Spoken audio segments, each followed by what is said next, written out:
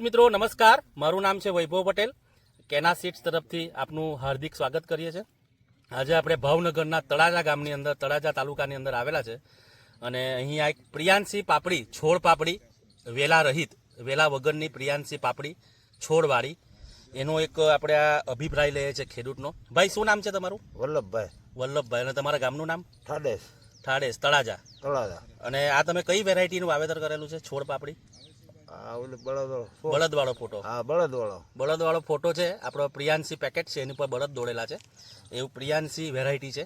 અને તમે ક્યાંથી ખરીદી કરેલી છે આની? આ ભગતના ઓલા મળે તળાજા. ભગત એગ્રો, તળાજા. હા, ભગત એગ્રો. તો આ તમને જે પ્રિયાંશી પાપડી છે તો કેવી લાગે છે તમને? એમાં કઈ ખામી જ નહીં.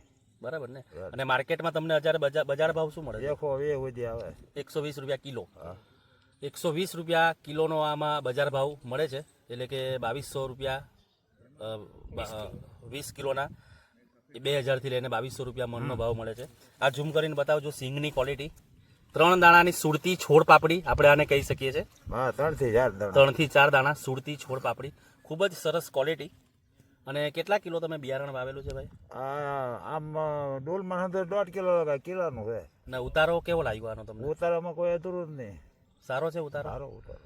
તો તમે આની અંદર રીંગણીની વચ્ચે રોપેલી હતી કે અલગ નહીં, બનાવી? આ અલગ જ છે, લાગત જ હોય. લાગત. 2-3 વર્ષ લાગત જ છે. અહીંના ખેડૂતો રીંગણી અને કપાસની વચ્ચે પણ આનું વાવેતર કરે છે.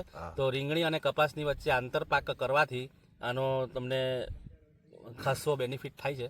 તો આપ પણ વાવો કેના બ્રાન્ડની સુરતી છોડ પાપડી પ્રિયાંશી બળદવાળી છાપ. યાદ રાખજો. હા, બરાબર. મેળવવાનું સ્થળ ભગત એગ્રો સેન્ટર, તળાજા.